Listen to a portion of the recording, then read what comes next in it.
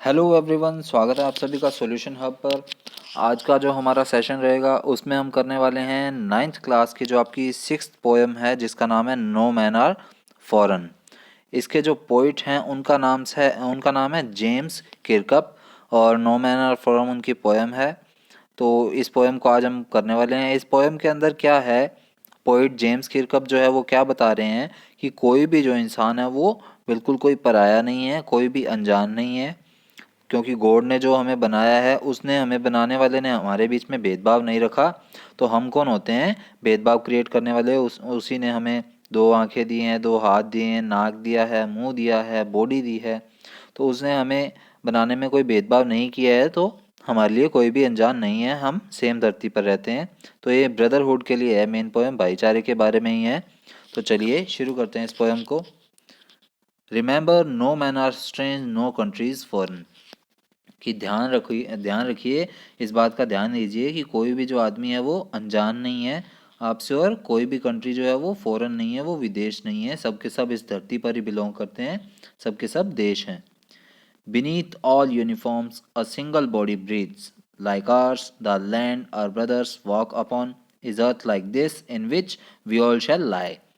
तो अब यहाँ पर कह रहे हैं कि यूनिफॉर्म्स कौन पहनते हैं? सोल्जर्स पहनते हैं, मेनली सोल्जर्स के लिए है। तो कि और बाकी हम कह सकते हैं किसी भी बॉडी के लिए कि हर एक यूनिफॉर्म के नीचे क्या है, बीनीथ ऑल यूनिफॉर्म, हर एक यूनिफॉर्म के नीचे क्या है?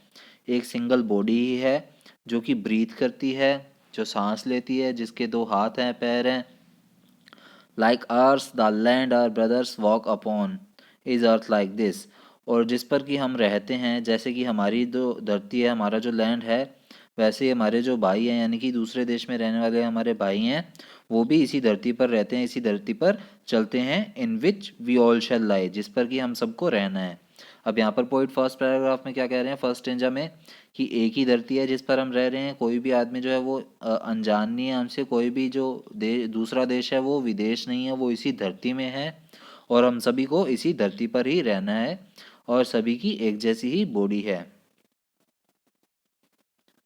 They too aware of sun and air and water, and are fed by peaceful harvest, by war's long winter starved. Their hands are ours, and in their lines we read a labor not different from our own.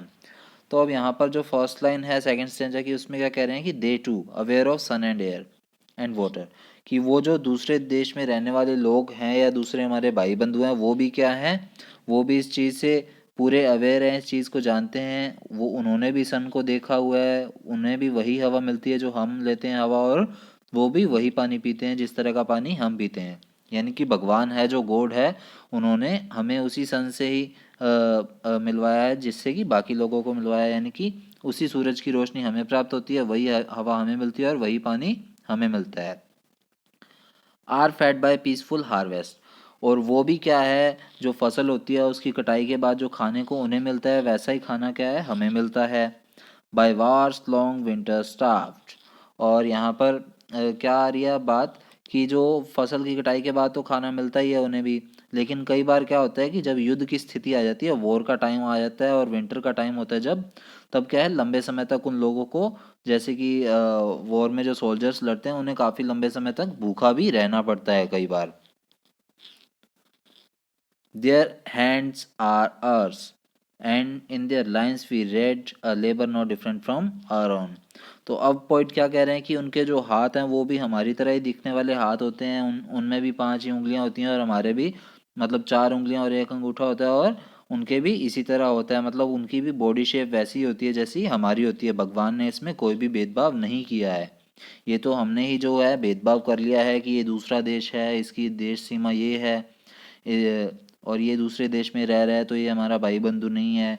या फिर क्या है, बड़े लोगों के द्वारा क्या है, हमारे बीच में थोड़ी थोड़ी ये चीज़ें पैदा कर दी जाती हैं। जब हम छोटे होते हैं तो हमारे मन में ये शंकाएं भरी जाती हैं कि इससे दूर रहो, ये तुम्हारा दोस्त नहीं है, ये तुम्हें नहीं जानता है, इससे तुम्हें दूर रहना चाहिए, ये करना चाहिए। तो वो क्या है, हमारे अंदर कुछ इस तरह का मन मुटाव आ जाता है इसी वजह से, जिससे कि हम क्या है, इन सभी चीज़ों से कई बार चिढ़ने लगते हैं। अब पोइट यहाँ पर कह रहा है कि and in their lines we read, कि हम जो पोइट की लाइन पढ़ रहे हैं उनमें क्या बताया गया, a labour not different from our own, कि उनके जो लेबर्स हैं, उनके जो काम करने वाले हैं वो भी डिफरेंट नहीं हैं हमारे लोगों से, यानी कि जैसे हमारे लेबर्स काम करते हैं वैसे ही उनके लेबर्स भी काम करते हैं और अपना पेट भरते हैं, वो भी डिफरेंट नहीं हैं। Remember, they have eyes like ours that wake or sleep, and strength that can be won by love. अब यहाँ पर पॉइंट फिर से कह रहा है कि ये भी ध्यान रखिए कि उनकी जो आंखें हैं वो भी हमारी आंखों की तरह ही है, बिल्कुल कोई अलग नहीं है।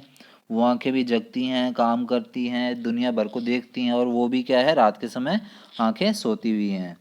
And strength that can be वोन बाय लव, और जो भी उनकी शक्ति है, किसी भी तरह की शक्ति है, उसे क्या है, हम प्यार से ही जीत सकते हैं, किसी भी युद्ध से नहीं जीत सकते हैं। यानी कि हमें किसी से अगर प्यार से बात करनी है, यानी कि उससे ढंग से बात करना चाहते हैं, तो उसे प्यार से ही बुलाना होगा। हम ऐसे गुस्से से बुलाकर किसी से कोई काम नहीं करवा सकते हैं, ये आपको ध्यान रखना है। In every land is common life that all can recognise and understand, और हर एक जो लैंड है, रहने वाली जगह है, उस पर क्या है, कॉमन लाइफ है, एक साधारण सा ही जीवन है, जैसे हमारा जीवन है इस धरती पर। जैसे हम भारत में रह रहे हैं, इंडिया में रह रहे हैं, तो यहाँ पर जो रहन सहन है वैसा ही बाकी देशों में भी है। वो भी खाते हैं अपना और सोते भी उसी तरह हैं जैसे हम सोते हैं। That all can recognise and understand, और हमें ये सभी चीज़ों को क्या है, पहचानना भी होता है और समझना भी होता है कि रहन सहन एक सा ही है। हमने जो पार्टीशन जो है वो खुद ही किए हैं, किसी और ने नहीं किए हैं, भगवान ने हमें सेम ही बनाया है। Let us remember whenever we are told to hate our brothers it is ourselves that we shall dispossess betray condemn, remember we who take arms against each other.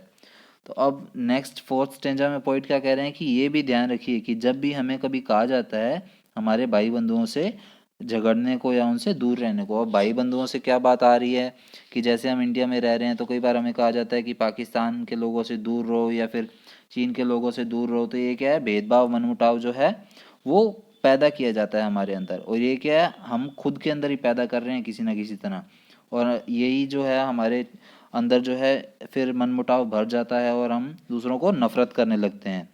That we shall dispossess betray condemn, और इस वजह से ही क्या है, हम क्या करते हैं, लोगों को डिस्पोज करते हैं, यानी कि उनसे उनके अधिकार छीनते हैं, उनको बिट्रे करते हैं, धोखा देते हैं, कंडेम करते हैं, यानी कि उनकी निंदा भी करते हैं कई बार कि ये अच्छा नहीं है, ये अच्छा है, इस तरह है, इस तरह है। तो वो क्या है, हमारे अंदर भी उस तरह की चीज़ें क्या है फिर भर जाती हैं। Remember we who take arms against each other, और ये भी ध्यान रखिए कि ये जो हथियार उठाने वाले होते हैं ये हम ही होते हैं एक दूसरे के खिलाफ, और कोई नहीं होता है। आर्म्स का मतलब यहाँ पर हथियार से है कि हम ही एक दूसरे के खिलाफ जो है हथियार उठाते हैं और कोई नहीं उठाता है। It is the human earth that we defile, और ये क्या है, लोगों के रहने की धरती है जिसे क्या है हम डिफाइल कर रहे हैं, यानी कि खराब कर रहे हैं, दूषित कर रहे हैं, गंदा कर रहे हैं। Our hells of our hells of fire and dust outrage the innocence of air, और हमारी जो क्या है गुस्से की आग है, हेल्स ऑफ फायर क्या होता है, गुस्से की आग है, और जो डस्ट है वो क्या कर रही है, outrage the innocence of fire, वो क्या है उस चीज़ का उल्लंघन कर रही है, यानी कि हमारी जो हवा है उसको दूषित कर रही है हमारे गुस्से की आग। मतलब क्या है, वातावरण को एक तरह से प्रदूषित कर रही है, उल्लंघन कर रही है उस चीज़ का, यानी कि हमें नॉर्मलाइज होकर रहने के लिए अलाउ नहीं करती हमारे गुस्से की आग। हमें अगर किसी पर गुस्सा आ रहा है तो हम क्या करते हैं, उससे बदला लेने की सोचते हैं, तो उस वजह से क्या है, वातावरण वहाँ का ख़राब हो जाता है, यानी कि वहाँ पर भी ये चीज़ ज़्यादा फैल जाती है। That is everywhere our own, और फिर हम जहाँ भी जाते हैं हमें वही चीज़ देखने को मिलती है या हमारे मन में भी वही चीज़ें रह जाती हैं। Remember, no men are from foreign, no and no country is strange, और फिर से पोइट वही बात दोहरा रहा है जो उसने पोएम के स्टार्टिंग में भी यही बात आई थी। देखिए पोइट ने जहाँ से स्टार्ट किया था वहीं पर ही एंड कर रहे हैं। That remember no men are foreign and no country is strange, कि ध्यान रखिए कोई भी आदमी जो है वो पराया नहीं है, वो फॉरेन नहीं है, और कोई भी कंट्री जो है वो आपसे अनजान नहीं है। मतलब कोई भी जो देश है वो विदेश नहीं है, वो इसी धरती पर है। तो ये जो पोएम थी किसकी थी, जेम्स किरकप की ये पोएम है, ये आपको ध्यान रखनी है। और ये पोएम जो है मेरी फेवरेट भी है, एक स्टूडेंट जो है उसे काफ़ी अच्छी लगती थी पोएम इस वजह से, और जब मैंने पढ़ी थी ये पोएम तब उसे पढ़ा रहा था मैं, तो मुझे भी ये काफ़ी अच्छी लगी पोएम। और भाईचारे से रिलेटेड है तो ऑब्वियसली अच्छी ही लगेगी। सो उम्मीद है आपको भी अच्छी लगी होगी। Thank you.